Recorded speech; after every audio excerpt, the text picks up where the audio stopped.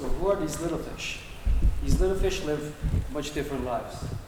They are part of many communities, they're part of many projects, they go from place to place. They work on their own schedule. They don't have this 9 to 5 nightmare, I call, that some people may disagree. They have great freedom to select where and how they focus their attention. So the key is they need to self-manage.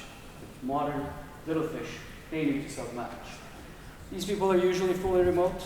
They may be digital nomads, maybe dreaming about becoming digital nomads once they figure out the financial bits. So this is fundamentally different. This individual is fundamentally different than the one who works in a classical, traditional organization where you have to go 9 to 5. This person is living a different life. But the organizations that host this type of person, this type of work, they need to be different as well because the individual is just so fundamentally different. And you gotta have a completely new onboarding experience. And that's one of the things that we've been focusing on. It's one of the earliest problems that we stumbled into and all decentralized organizations, run into, all communities run into.